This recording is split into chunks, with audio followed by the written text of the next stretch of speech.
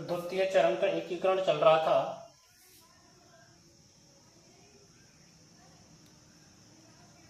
जिस समय द्वितीय चरण का एकीकरण चल रहा था उसी समय कितनी रियासत थी? 9 रियासत एक ठिकाना था। क्या थी? 9 रियासत एक ठिकाना था।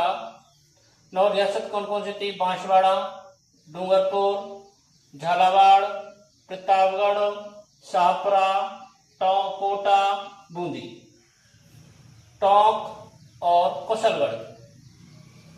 एक ठिकाना था। ठिकाना कौन सा था? कुशलगढ़। राजधानी कौन थी? कोटा। और उद्घाटन किसने किया? बी.एन. गाडगिल ने। उद्घाटन किसने किया? बी.एन. गाडगिल ने। प्रधानमंत्री कौन थे? गोकुल लाल असावा। प्रधानमंत्री कौन थे? गोकुल लाल असावा। और वो कहां से थे? शाहपुरा से। राज प्रमुख कौन थे? कोटा के महाराजा भीम सिंह। राज प्रमुख कौन थे? कोटा के महाराजा भीम सिंह। उप राज प्रमुख थे बूंदी के शासक बहादुर सिंह। उप राज प्रमुख कौन थे? बूंदी के शासक बहादुर सिंह। और कनिष्ठ राज प्रमुख कौन थे? डूंगरपुर के शासक लक्ष्मण सिंह। कौन थे? डूंगरपुर के शासक लक्ष्मण सिंह उपराज प्रमुख थे।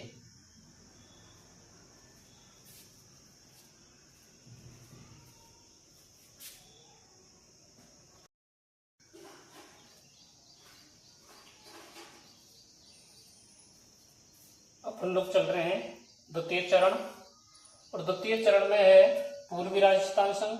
कब हुआ? 25 मार्च 1948। क्षेत्रफल कितना है इसका? 168.7 वर्ग किलोमीटर। ठीक है। जनसंख्या कितनी है इसकी? 23.5 लाख। जनसंख्या कितनी है? 23.5 लाख। और वार्षिक आय कितनी है इसकी? 2 करोड़। वार्षिक आय कितनी है? 2 करोड़। अब यहां पर 2 नोट हैं। पहला तो है जो बांसवाड़ा के शासक हैं। कौन है? बांसवाड़ा के शासक कौन थे? चंद्रवीर सिंह। कौन थे बांसवाड़ा के शासक? चंद्रवीर सिंह। उन्होंने कहा था विलय पत्र पर हस्ताक्षर करते हुए, विलय पत्र पर हस्ताक्षर करते हुए कहा कि मैं अपने डेथ वारंट पर क्या कर रहा हूं? हस्ताक्षर कर रहा हूं। पूर्वी राजस्थान संघ की सबसे बड़ी जो रियासत थी वो कौन सी थी? कोटा। पूर्वी रियासत संघ की सबसे बड़ी जो रियासत थी वो कौन सी थी? कोटा रियासत।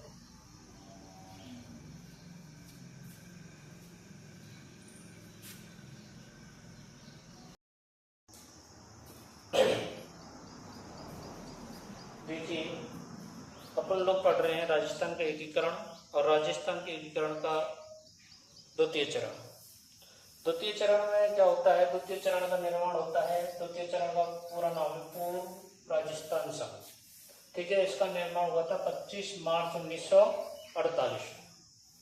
अब देखिए कि जिस समय मत्स्य संघ का निर्माण हुआ, किस संघ का निर्माण हुआ? मत्स्य संघ का निर्माण हुआ। मत्स्य संघ के निर्माण की जब वार्ता चल रही थी उसी दौरान भारत सरकार और राजस्थान सरकार छोटे छोटे जो राज्य थे उन राज्यों के शासकों के मध्य उनके भविष्य के बारे में क्या चल रही थी? वार्ताएं चल रही थी। ये छोटी रियासत थी बांसवाड़ा, बूंदी, डूंगरपुर, झालावाड़, किशनगढ़, प्रतापगढ़, कोटा, शाहपुरा, टोंक। कौन कौन सी थी छोटी रियासत? बांसवाड़ा, बूंदी, डूंगरपुर, झालावाड़, किशनगढ़, प्रतापगढ़, कोटा, शाहपुरा, टोंक। इन रियासतों को मिलाकर के संघ बनाने का प्रस्ताव कौन ने रखा? कोटा, झालावाड़ और डूंगरपुर।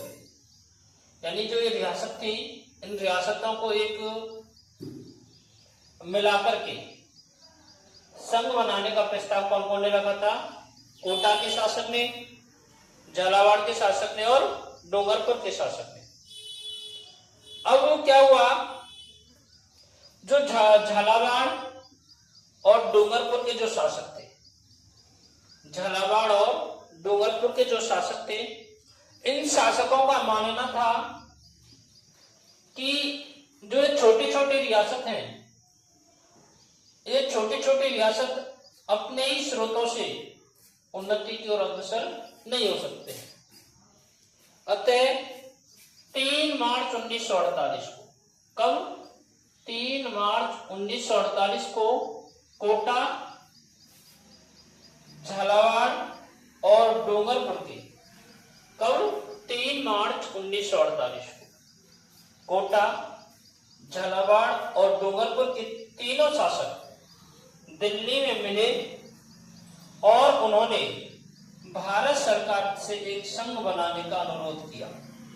यानी जब राजद्वितीय चरण का निर्माण हो रहा था, उसी समय कोटा, झालावाड़ और डूंगरपुर के जो राजा थे, इन्हीं राजाओं ने सर्वप्रथम एक प्रस्ताव रखा था कि बांसवाड़ा, बूंदी, डूंगरपुर, झालावाड़, किशनगढ़, प्रतापगढ़, कोटा, शाहपुरा, टोंक को मिलाकर के एक संघ का निर्माण किया जाए।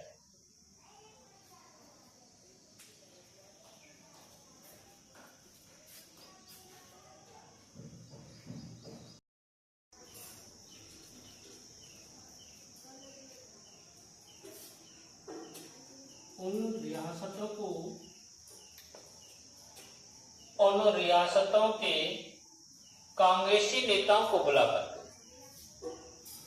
किसको? कांग्रेसी नेताओं को दिल्ली में बुलाकर बातचीत के दौरान राजा और कांग्रेसी नेताओं दोनों ने मिलकर इस बात जोड़ दिया कि राजनीतिक, भौगोलिक, सांस्कृतिक एवं आर्थिक दृष्टि से इन रियासतों को मिलाकर संयुक्त राजस्थान का निर्माण करना आर्थिक उपयोगी सिद्ध होगा। तब जाकर के 25 मार्च 1948 को पूर्वी राजस्थान संघ का निर्माण हुआ। तब जाकर के 25 मार्च 1948 को पूर्वी राजस्थान संघ का क्या हुआ? निर्माण हुआ। और जब निर्माण हुआ तो किस किस कौन प्रधानमंत्री बना?